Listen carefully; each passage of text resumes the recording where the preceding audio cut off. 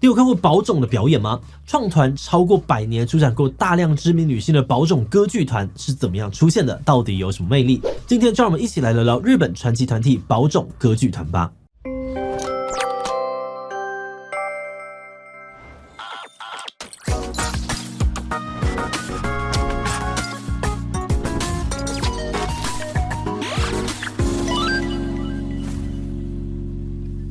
Hello， 大家好，我是志奇。最近这几年呢，亚洲的偶像产业几乎被 K-pop 的男团、女团主宰，大家只能够看韩流一枝独秀。不过在日本呢，有一个始祖级的女子表演团体宝冢歌剧团依然屹立不摇。即使创团超过1世纪，还是不断的吸引新的粉丝加入。直到今天他们演出的场次还是常常完售。但是宝冢呢，也培养出了很多高人气的女演员，在日本的演艺圈当中呢，是传奇一般的殿堂。今天我们会来聊聊拥有100年历史的宝冢是怎么崛起的，为何这么红，最近又出现了什么样的争议呢？不过在开始今天的讨论之前呢，先让我们进一段工商服务时间。今天要跟大家介绍一堂线上课程晨曦的自在花艺课，主题看似高冷，但其实超级新手友善。讲师晨曦是日本师范级认证的花艺师，拥有5年的教学经验。他这次专门为新手规划了架构精细的课程讲义，让花艺美学不再只能够凭感觉。课程当中呢，总共可以学会10款好看又好上手的花艺，除了使用季节花材，更充满了日系极简风格，不用购买过多的花材就一样好看。而且每款花艺的尺寸适中，家里的任何一个小空间都能够充满美感。通常花艺实体课呢，起码要2600元，而且一次学习1款花艺。而现在募资期间呢，只需要不到4200元就能够学会共10款的花艺，输入我的折扣码还能够再省200元。现在就点击资讯栏把握优惠吧。宝冢歌剧团呢，发迹于日本兵库县宝冢市，是铁路公司阪急阪神控股旗下的娱乐品牌。等等，为什么一个歌剧团跟运输业有关系呢？其实背后的历史很有趣。20世纪初期，日本正在大力的发展铁路系统，当时各家铁路业者竞争激烈，为了杀出重围呢，机面有马电气轨道公司的社长小林一三先生决定在终点站设置宝冢新温泉，吸引游客搭乘他们的电车。但是只有温泉是不够的，为了让游客玩得更开心1914年呢，小林先生成立了歌唱队，主打西洋乐演奏、歌舞表演，还有儿童剧等等，让游客泡完温泉之后还可以欣赏娱乐节目。而这个歌唱队呢，名称就叫做宝冢歌剧团。当年呢，他们第一次表演就大受好评口碑越来越好。很快的1918年，宝冢登上了东京帝国剧场公演。1924年时，宝冢还启用了自家专属的剧场，让剧团更上一层楼。在短短的几年内呢，宝冢就从一个地方的小型表演团体变成了全日本知名的歌剧团。而他们之所以崛起的这么快，跟创办人小林社长特别的经营手法息息相关。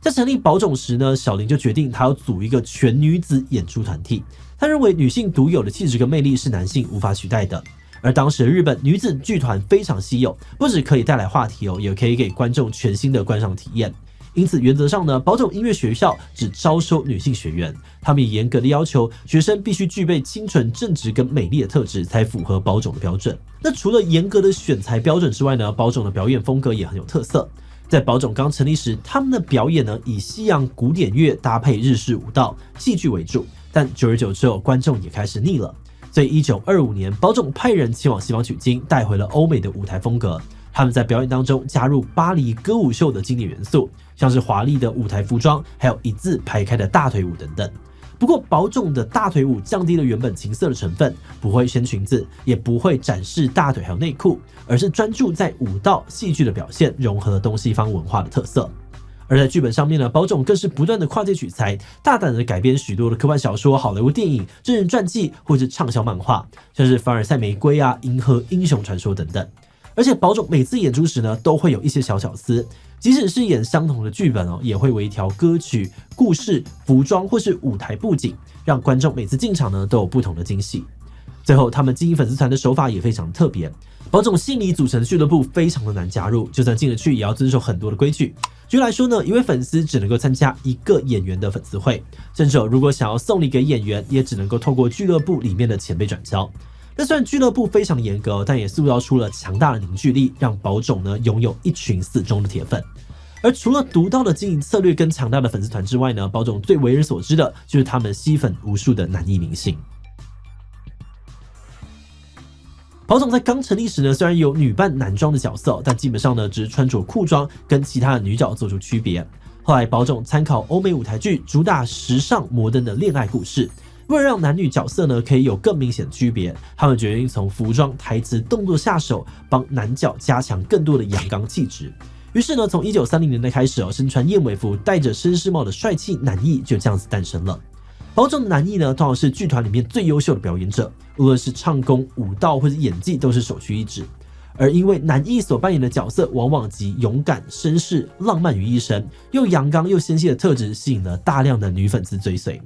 1974年，宝冢推出了剧团史上最成功、最受欢迎的一出剧《凡尔赛玫瑰》。这部由少女漫画改编的作品深受好评其中男艺的演员春日野八千代还因此获得了白玫瑰王子的美誉，从此呢奠定了宝冢男艺的高人气。而到了今天呢，宝冢已经有花、月、雪、星、昼5个组，每个组呢大约有80名成员组成，所有的公演都是各组分别进行，而每一个组呢都有专属的男艺，非常的受到粉丝的喜爱。现在的宝冢呢，被誉为是日本帅女明星的产地像是日本知名女星天海佑希就在1990年代担任过宝冢的主演男艺。从宝冢毕业的明星呢，基本上就是品质保证，这让宝冢在日本的演艺圈享有极高的地位。所以很多的日本女孩呢，把宝冢音乐学校视为是心中的梦幻殿堂，想尽办法也要挤进去。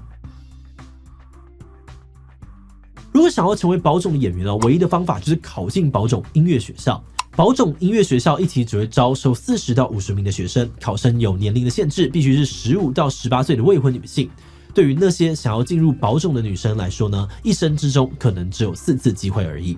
过去宝冢最受欢迎的时期，曾经创下了1年超过1000人报考的记录。这几年来呢，也都有400多人左右，录取率大约是4到10%，竞争非常激烈。因此呢，坊间也有东有东大，西有宝冢的称号。挤进宝冢的难度呢，可能跟挤进东大差不多。而考上学校之后，考验才刚开始。宝冢的学生呢，不只要接受芭蕾舞日本舞蹈、声乐、钢琴、戏剧等等的严苛训练，也要培养编剧跟导演能力，像是担任导演的助手、协助舞台工作等等，要经过至少7年的培训才有机会登台演出。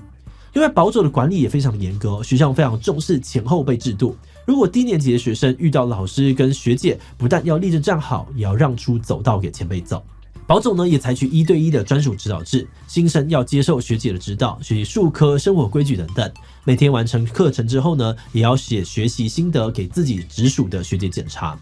不过，宝冢这么严格的管理制度，一直以来其实都受到不少外界的质疑。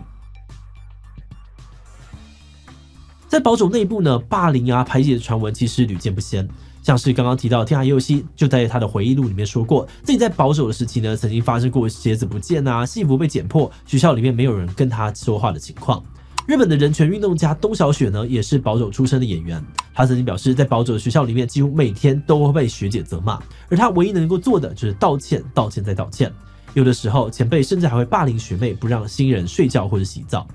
2008年呢，有一名保守的女学生向日本地方法院提告，控诉自己被诬陷，导致被退学，后来牵扯出一连串的霸凌丑闻，被称为是保守96期生事件。而这几年最严重的事件呢，发生在2023年，25岁女星有爱琪跳楼寻短，震惊了日本社会。有爱琪的母亲控诉，她的女儿生前在保守的时候，不止遭到了前辈的霸凌，像是用电卷棒烫她的额头，还严重超时工作，每个月加班超过250小时。这起事件呢，再度引起了外界对于保守的质疑，就连粉丝还有毕业于保守的成员们也都跳出来，希望保守能够借此机会重新检讨内部常年的问题，打开100年来封闭的大门。在舆论的压力之下呢，保守歌剧团的理事长请辞，最终今年3月呢，公司高层正式承认所有的控诉，也向家属以及社会道歉，并且支付赔偿金。同时，保冢也签署了书面协议承诺会进行一系列的改革，改善族群文化。而这个100年的传统剧团正在慢慢的开始发生改变。我们在研究的过程当中呢，也有看过一些保冢演出的片段，真的非常精彩，看得出来保冢对于艺术的极致追求。而每一个演出人员呢，底子都非常的扎实，绝对下了很多的苦功。这可能也跟保冢高强度的训练、严格的纪律脱离不了关系。不过呢，我们看了最近80的报道之后，觉得保冢的管理制度其实是一把双面刃。一方面呢，这样子的制度让保冢脱颖而出，成就了其他剧团无法达到的高度；但另外一方面，高压、高工时的模式也造成了很多的弊病跟反弹。而讨论到这里时呢，我们一直想到之前介绍过日本学生社团的那一集。那个时候有提到呢，虽然日本学生社团很厉害，乐队啊、体育社的水准不会输给大人，但霸凌事件过劳死的问题也常常发生，很多人都呼吁这样子的状况需要被改变。从这个点来看呢，或许保种也不是一个个案，它只是整个日本社会的缩影，像是前后辈制度啊、加班文化、集体主义，都是长期深植在日本社会的文化，影响了教育、职场跟娱乐等等的层面。只是说，或许这个世代的日本社会重视的价值观不一样了，大家期盼的是多元、包容、友善的组织环境，所以类似的冲突或是要求改革的声音，可能只会越来越多。那对于保种来说，该怎么样在维持高水准演出的同时，建立一个更人性化、更开放的环境，或许呢就是下一个阶段很大的课题了。好的，那今天的最后呢，也想来调查一下，有机会的话，大家会想去看保种的表演吗？超级想看，我是保种的忠实粉丝，B 想要看，但是想要见识看看他们的表演有没有多么的厉害。自己还好，没有什么兴趣，低其他留言告诉我们吧。最后，如果你喜欢今天的影片，欢迎分享出去，让更多人认识保种歌剧团。此外呢，也可以点击这个地方看看台湾的秀场文化以及台语电影的历史。那么今天的这集7期就到这边告一段落，我们就明晚再见喽。